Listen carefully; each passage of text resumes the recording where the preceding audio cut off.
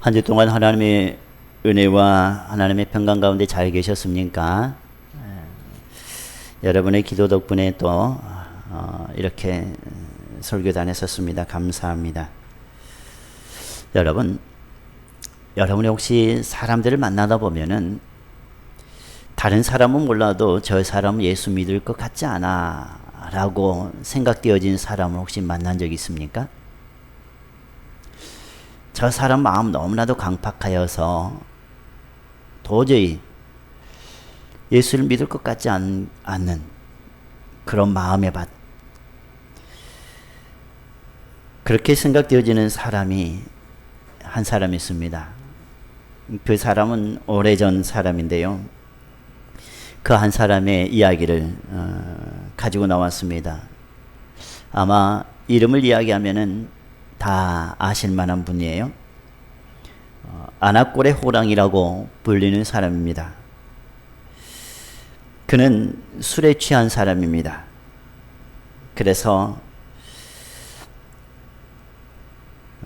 한참 술에 취하면서 그가 나아갈 때는 옛날 상황입니다. 주막에서 주인에게 술값을 내지 않고 막무가내로 나아가는 사람이에요. 그리고 주인이 술값을 내라고 하자 그 술상을 엎어버리고 그 주인을 때리기까지 했던, 그러나 그 사람을 누구도 막을 수 없는 그 사람이었습니다. 자기를 때리니까 술값을 받지 못하고 그냥 제발 그냥 나가달라고만 그런 부탁을 받았던 사람입니다. 그래서 그 주인은 누가 저놈 잡아가지 않는가, 제발 저놈 좀 잡아갔으면 좋겠다 라는 생각을 합니다. 세상에 아무도 저놈처럼 나쁜 사람 없을 거다, 이렇게 나쁨의 상징이 되었던 사람입니다. 그는 황해도 안악군 대원면 평촌의 부유한 집안의 자녀로 그리고 독자로 태어난 사람입니다. 부모의 사랑을 받으며 무럭무럭 자랐지만 아버지의 죽음으로 인해 집안이 가난해지자 점점 그가 할 수 있는 영역은 깡패였습니다. 그의 성격은 괴팍하고 아무도 그를 이기지 못하고 혹시 누가 건드리기라도 하면 마구 때리고 닥치는 대로 집이나 물건을 부숴버리는 사람. 그는 매일 술에 취해서 인생을 포기하며 살았던 그 사람. 그래서 그에게 붙은 별명은 아나꼴의 호랑이. 혹시 여기까지 이야기할 때 혹시 생각나십니까? 생각나시면 난다고 한번 이 고개를 끄덕끄덕 해보시겠어요? 네, 그러죠. 네. 쉽게 말씀드리면 쉬울 것 같아서 이렇게 이름을 좀 숨겨놨습니다. 이렇게 망나니와 깡패 생활을 하던 그에게 스왈론 선교사를 통해 예수 그리스도를 영접하게 됩니다. 여기에서 그의 반전이 일어납니다. 술에 취해 깡패 생활을 했던 그의 인생이 그에게 들어온 복음으로 인해 자기의 모든 삶을 정리하고 완전히 새로운 삶이 되어버립니다. 예수님을 영접한 그는 마치 정신병자 같았습니다. 기존의 삶을 다 청산하고 오직 예수만 전합니다. 그리고 그는 매일 소리내어 울기도 합니다. 성경을 읽습니다. 그 성경 가운데 하나님의 음성을 듣고 그리고 그에게 들려오는 그 메시지를 통해서 계속 울기만 합니다. 제가 어렸을 때였습니다. 어렸을 때, 지금은 고인이 되신 목사님이시지만 그분은 그 지역뿐만이 아니라 남부지방의 성자라고 불리기까지 했습니다. 제가 섬겼던 목사님이 하루는 그런 이야기를 합니다. 예수 믿으면 가장 먼저 일어난 현상이 뭔지 아냐고. 예수를 믿으면 가장 먼저 일어난 현상이 바로 눈물 콧물 흘리는 회개라, 이렇게 말씀하셔요. 그래서 그 상황을 이야기해 주는데 어떤 여자분이 예수님을 믿게 되었어요. 그리고 그 여자분이 이제 목사님과 함께 거주했던 권사님 방에 들어가서 이불을 뒤집어 쓰고 굉장히 우는 거예요. 그래서 그 목사님이 여자분의 그 통곡하는 소리를 듣고 성령이 임했다, 이렇게 말씀하신 것을 들었습니다. 예수를 믿으면 가장 먼저 일어나는 현상이 바로 회개입니다. 여기 있는 사람도 예수님을 영접받고 성경을 읽으면서 눈물 콧물 다 흘리면서 마치 정신병자처럼 울고 회개하는, 밥이 문제가 아닙니다. 잠이 문제가 아닙니다. 자기에게 다가오는 그 복음이 얼마나 값진 것인지 그때부터 깨닫고 살아갑니다. 그리고 모든 이전의 삶을 다 청산하고 그는 복음을 받아들이면서 전도사로서의 삶을 살아갑니다. 하나님의 일을 시작합니다. 그리고 그는 평양신학교를 졸업하고 목사 안수를 받으면서 전국을 돌아다니면서 복음 사역을 합니다. 그에게 있던 하나의 일화가 있습니다. 어느 날 신방을 다녀오는 그는 거지 안진뱅이를 만났습니다. 그는 예수님의 제자들처럼 예수님의 이름으로 안진뱅이를 고쳐봐야겠다, 한참 마음이 불탈 때 그렇게 생각하고, 그래도 아직까지는 사람들이 많이 있는 곳이면은 만에 하나 예수 그리스도의 이름으로 명하노니 안진뱅이야 일어나 걸으라 했을 때 그가 안 일어나면은, 못 일어나면은 그 창피는 어떻게 되겠습니까? 마치 쥐구멍이라도 있으면 들어가고 싶은 심정이 아니겠습니까? 그래서 그는 사람이 없는 한적한 과수원 돌반 밑으로 그 안진뱅이를 업고 갑니다. 그리고 성경에 기록되어 있는 사도행전 3장의 말씀처럼 은과 금은 내게 없거니와 내가 내게 있는 것은 너에게 주노니 곧 나사렛 예수 그리스도의 이름으로 일어나 걸으라 라고 선포했습니다. 그런데 여기에서 정말로 놀라운 일이 벌어졌습니다. 안 일어났습니다. 놀랍지 않습니까? 저만 놀란 것 같아요. 말씀을 선포했는데, 복음을 선포했는데 그가 안 일어나는 거예요. 그때 얼마나 창피했는지. 그 안진뱅이는 멀뚱멀뚱 그 사람을 쳐다보면서 지금 뭐 하고 있는 건지, 사람들이 있었으면 그 소모가 창피가 얼마나 컸겠습니까? 가끔 이런 경험들을 해보곤 하신 분들이 있을 겁니다. 내가 복음의 열정을 가지고 내가 정말로 신앙생활을 뜨겁게 할 때, 하나님 앞에 간절히 기도했을 때 좀 이루어 주시지. 아픈 사람이 치유받고 죽은 사람이 좀 일어나 주지. 여러분 그런 생각을 가져보진 않으셨습니까? 아마 믿음에 있어서 열정을 가진 분들은 그런 생각들을 한 번쯤은 가져보셨을 겁니다. 그는 너무나도 부끄러움 나머지 그 현장을 피했습니다. 그리고 그는 더욱더 예수님을 믿고 따르는 데에 간절히 기도하며 나갔습니다. 그리고 그는 점점 하나님의 복음의 열정에 사로잡혀 부흥 강사가 되고,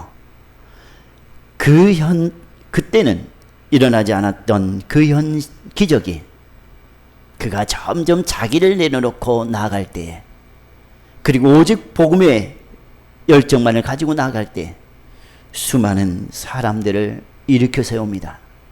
수많은 신학생들이 그를 본받습니다. 그리고 수많은 사람들이 또한 그를 따라갑니다. 복음의 열정, 믿음의 열정. 사랑하는 여러분, 우리는 무엇을 가지고 살아갑니까? 그 복음의 열정에 사로잡혔던 그 사람이 바로 여러분이 한 번 정도는 들어보셨을 김익두입니다. 깡패로 살았던 그의 인생, 복음을 받아들이고 이제는 복음의 열정 가운데에 예수 그리스도를 위해 죽으면 죽으리라 순교에 각오를 했던 그의 사람. 결국 그는 순교를 당합니다. 그 순교 현장에서도 복음은 잊어버리지 않습니다.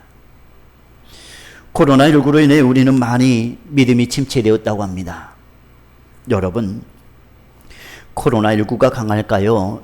6.25를 통해서 닥쳐오는 그 공산당 시절이 더 참혹할까요? 어느 것이 더 참혹합니다. 합니까? 일제시대가 참혹할까요? 코로나19가 더 참혹할까요?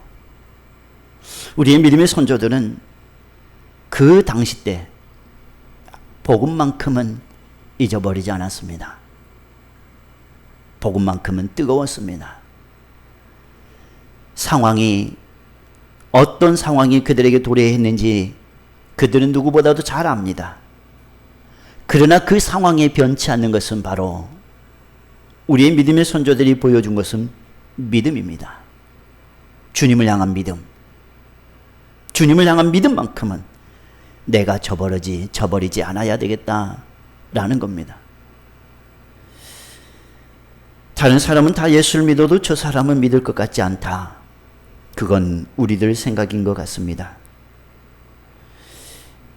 이사야 55장 8절 말씀입니다. 내 생각은 너희 생각과 다르며 내 길은 너희 길과 다름이니라. 여호와의 말씀이니라. 이는 하늘이 땅보다 높음같이 내 길은 너희의 길보다 높으며 내 생각은 너희의 생각보다 높음이라.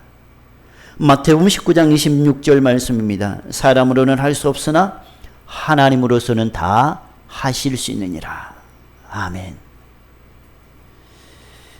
그러게 우리는 우리의 생각을 내려놓고 우리의 상황을 내려놓고 무엇을 바라보고 살아가야 하는가 하면은 어떤 상황 가운데서도 변치 아니하시는 하나님, 모든 소망이 다 사라진 그 순간일지라도 내가 꼭 붙잡고 나가야 하는 그분, 바로 우리 주님이라는 겁니다. 오늘 세리와 창기보다 더 완고한 그런 부류의 사람이 한 사람 나옵니다. 마치 사람들의 생각에는 이 사람은 예수를 믿을 것 같지 않아. 이 사람은 예수의 뒤를 따를 것 같지 않아 라고 생각되었던 한 사람. 그런데 그 한 사람이 예수님께 나옵니다. 예수님의 소문을 듣고 나옵니다. 아무리 봐도 예수 믿을 것 같지 않았던 이 사람이 예수님을 만나기 시작합니다. 21절 말씀 우리 같이 한번 보실까요? 21절 22절입니다. 예수께서 배를 타시고 다시 맞은편으로 건너가시니 라고 말씀합니다. 예수님께서는 갈릴리 호수를 중심으로 이 저편 배를 타고 이동하십니다. 그러면서 예수님께서는 또다시 예수님께 의도를 가지고 다시 배를 타고 맞은편으로 건너가십니다. 그때 큰 무리가 예수님을 따릅니다. 그리고 그에게 모입니다. 예수님께서 바닷가에 계셨을 때에 어떤 한 사람이 나옵니다. 모두가 아는 사람. 어떤 사람들은 그분을 존경합니다. 그분의 삶을, 그분에게서 나오는 메시지를 존경할 것입니다. 그 사람이 바로 회당장 중에 하나인 야이로입니다. 이 야이로가 예수님께 나옵니다. 그리고 어떤 행동을 합니까? 간곡히 구하여 22절 말씀입니다. 회당장 중에 하나인 야이로라 하느니가 와서 예수를 보고 뭐예요? 발 아래 엎드려 라는 겁니다. 그 사람이 누구기에 회당장인 야이로가 발 아래 엎드리기까지 해야 한단 말인가 라는 생각을 가졌던 사람들이 있지 않겠습니까? 나는 그동안 이 야이로에게서 나오는 그 메시지를 듣고 따랐는데, 그만큼 우리들이 존경했는데, 이제는 그 야이로가 찾아왔던 한 분, 그리고 간곡히 구하면서 발 아래 엎드려 간곡히 구하기까지 했던 그분, 수많은 사람들은 야이로에게 시선을 보내기도 했지만은 예수님에게 시선을 보내지 않을까요? 회당장 야이로는 예수님 보고 발 아래 엎드립니다. 그리고 구하기를 간곡히 구합니다. 그에게 있는 소원이 무엇입니까? 내 어린 딸이 죽게 되었으니 오셔서 그 위에 손을 얹으사 그로 구원을 받아 살게 하여 주소서. 내 딸이 죽게 되었사오니 살게 해 주십시오 라는 겁니다. 그의 소원은 그겁니다. 자기의 사랑하는 딸을 살리기 위해 그는 모든 체면을 다 내려놓습니다. 그리고 그의 간절함이 살아 있습니다. 그의 겸손함이 나타나 있습니다. 살려달라고, 고쳐달라고. 그의 간절함과 겸손함이 예수님의 시선을 끌게 합니다. 그리고 이에 그와 함께 가실새 큰 무리가 따라가며 에워싸 밀더라. 수많은 사람들이 예수님과 함께 따라갑니다. 예수님은 어떤 사람을 만나러 오시는가? 바로 간곡한 마음으로 엎드린 사람을 만나 주십니다. 죽어가는 사람들을 만나 주셔요. 많은 괴로움을 받고 모든 것을 허비하고 아무 효험도 없는 그 한 사람을 만나 주셔요. 오늘 여기에는 세 사람이 등장합니다. 중심 바로 야이로입니다. 그리고 조금 더 나가면 12해를 혈류증으로 알아온 한 여인입니다. 그리고 마지막에 야이로의 딸입니다. 간곡함에 엎드린 사람, 죽어가는 한 아이, 많은 괴로움을 받고 모든 것을 허비하면서 살 소망까지 끊어진 한 여인. 그 모든 이들은 물론 이 딸은 그러지는 못하겠지만은 야이로나 12의 혈류증 앓는 여인아, 예수님을 찾을 때 그들의 간절함이 있습니다. 그들의 소원이 있습니다. 그런데 그 소원 가운데 무엇이 있었는가 하면은 믿음이에요. 믿음. 야이로가 예수님을 찾았을 때도 예수님이라면은 하실 수 있겠지. 12의 혈류증 그 여인도 예수님의 옷에만 손을 대어도 나올 수 있겠지 라는 그 작은 믿음일지라도 그 믿음이 바로 병원을 시킵니다. 아무도 없는 곳으로 안진뱅이를 걷지 못한 이를 데려가서 한때는 말씀으로 은과 금은 내게 없거니와 내가 내게 있는 것으로 너에게 주노니 곧 나사렛 예수 그리스도의 이름으로 일어나 걸으라. 궁금증에 행여나 될까 했던 그때는 일어나지 않았던 그 기적이 자기를 비우고 이제는 복음을 향해서 나아갔던 그때에는 사람은 똑같은데 믿음에 따라서 일어나는 현상은 달라진다는 겁니다. 누구 때문입니까? 예수 그리스도 인해서 그렇습니다. 야이로는 자기 죽어가는 딸을 살리기 위해서 예수님을 데려갑니다. 수많은 무리들이 거기에 관심을 가지고 따라갑니다. 여러분, 그런데 이 12의 혈류증 앓는 여인이 갑자기 가운데에 딱 끼어들어요. 지금 빨리 가야 하는데 1분 1초 가까운데 이 여인이 가운데에 딱 끼어듭니다. 그냥 여인이 손을 대어 나왔는데 그냥 예수님 아무 말 하지 않고 그냥 가시면 되는데 예수님은 그 자리에 멈춰서 버립니다. 예수님, 그 여인이 나온 것은 나온 건데 지금 급한 것은 누구예요? 자기 딸이에요. 1분 1초가 아깝다고 생각되어지는 그 딸. 예수님께서는 그 여인을 치유하기 위한 목적만이 아니고요. 예수님의 목적은 그 여인이 하나님의 딸이라는 것을 알려주기 위한 거예요. 그래서 딸아, 내 믿음이 너를 구원하였다. 예수님께서는 그 여인을 향해 딸아 라고 이야기합니다.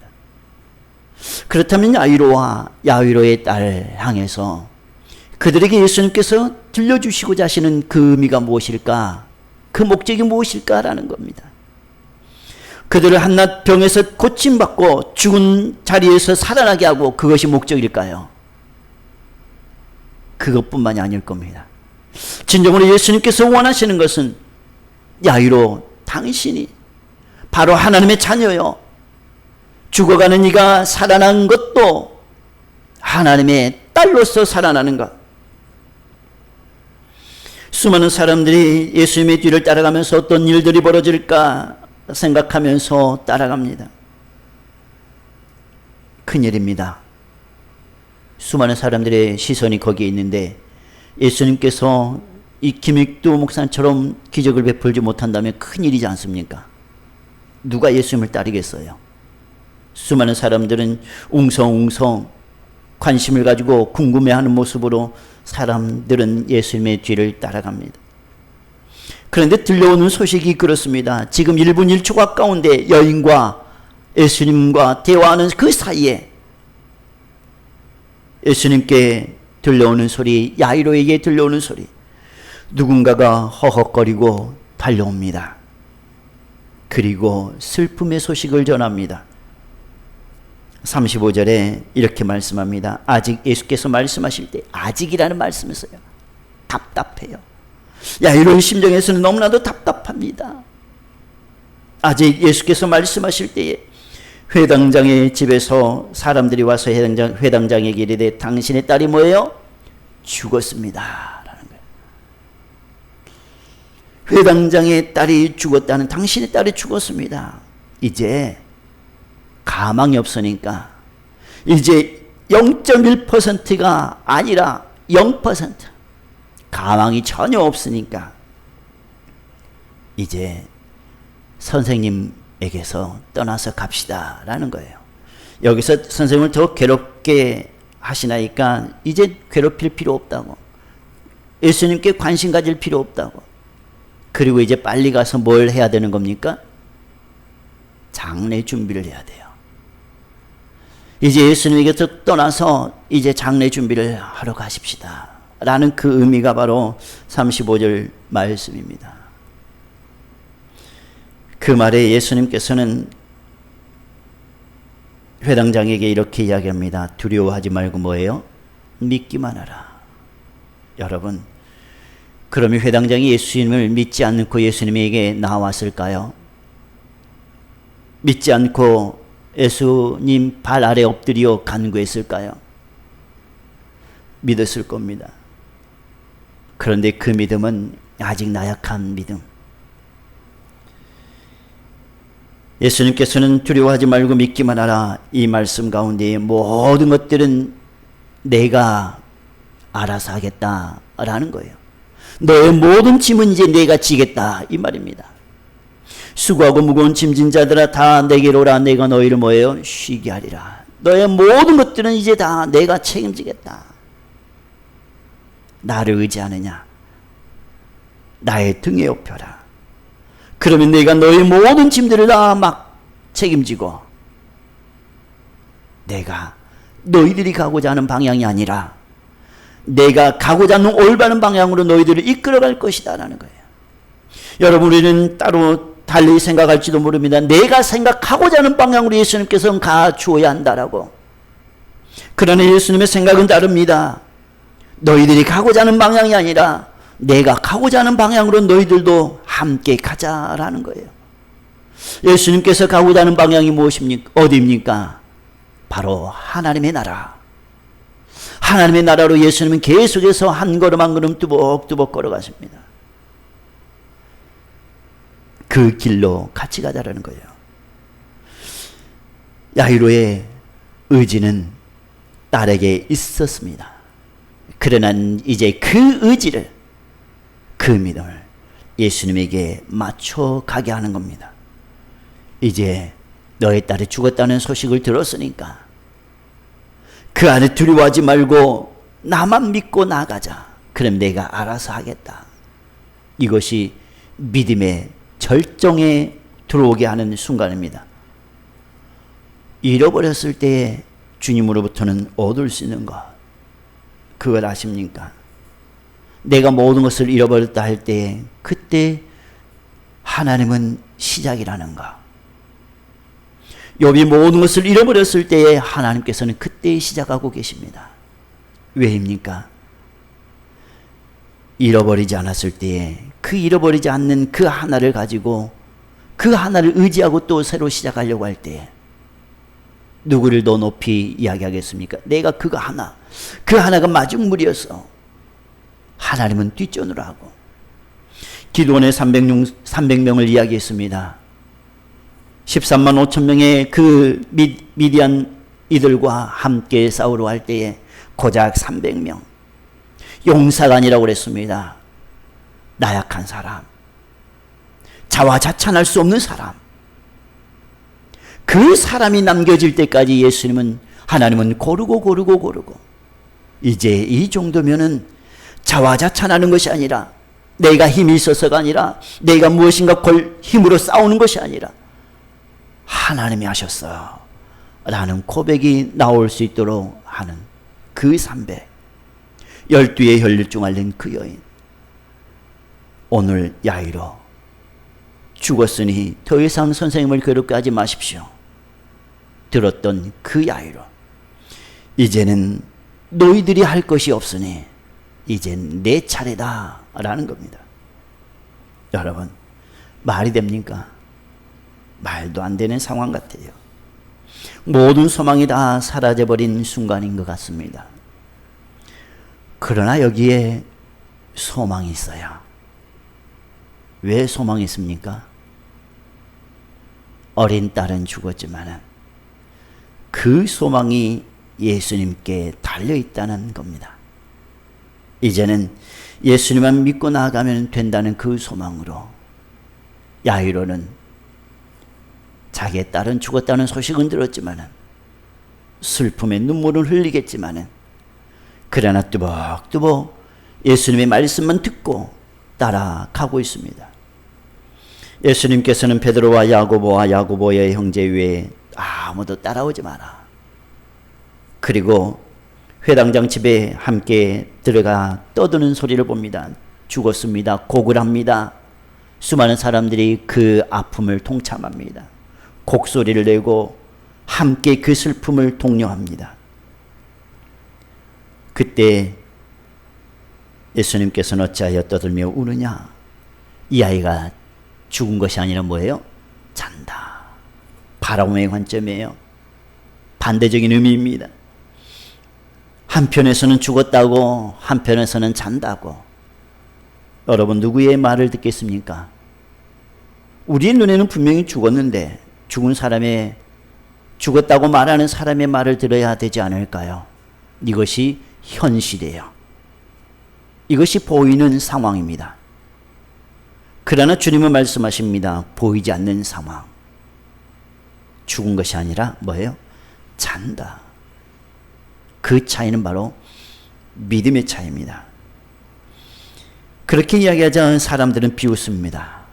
예수님을 향해 비웃는 그 사람들. 그 비웃음과 달리 예수님께서는 그들 모두를 다 내보내시면서 아이의 부모와 자기와 함께한 제자 3명과 함께 들어가요.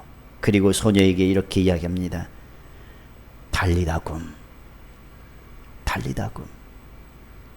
어찌 보면 이 달리다굼이 처음에 애와 가운데 김익두 목사님이 나사렛 예수 그리스도의 이름으로 일어나 걸으라, 이 말과 비슷하지 않습니까? 일어나라. 제발 일어나라. 예수님께서는 달리다굼 하십니다. 가끔 예수님의 이 소리를 생각해 보면서 예수님은 부흥 강사처럼 세게 말하셨을까? 아니면 인자하신 목소리로 달리다쿰 하셨을까? 라는 생각을 해봐요. 어찌됐든 간에 예수님은 달리다쿰, 소녀야 일어나라. 그러자 그 소녀는 어떤 현상을 보입니까? 마치 세곤세곤 자고 일어나는 아이처럼 잘 잤다 라는 모습으로 잘 잤다, 그런 모습 아니었을까 생각을 해봤어요. 사람들은 다 죽었다고 하는데, 숨도 쉬지 못하고 죽었다는데, 그 소년이 예수님의 말 듣고 잘 잤다 기지개를 펴고. 여러분, 여기에 바로 소망이 있다는 겁니다. 한 가닥의 희망이 사라진 그 순간은 죽었다고 들리는 그 순간이고, 그 순간에도 주님에게는 잘 잤다 라고 일어나는 그 순간이라는 겁니다. 여러분은 지금 무엇을 믿고 있습니까? 보이는 현상을 믿고 있습니까? 보이지 않는 그 상황을 믿고 나갑니까? 이것이 우리들이 일평생 풀어야 할 과제입니다. 보이는 상황, 보이지 않는 상황, 그 상황에서 우리는 무엇을 따르고 나갈까? 바로 중심은 누구예요? 주님이에요. 주님. 주님이 해답입니다. 그것을 잊지 않고 살아가기를 원합니다. 한 가닥의 희망이 사라지는 순간에도 주님은 우리의 소망이십니다. 그 소망을 잊지 않고 살아갈 때에 여러분의 삶에는 더욱더 풍요로운 삶이 이어져 나갈 겁니다. 우리 함께 기도드리겠습니다.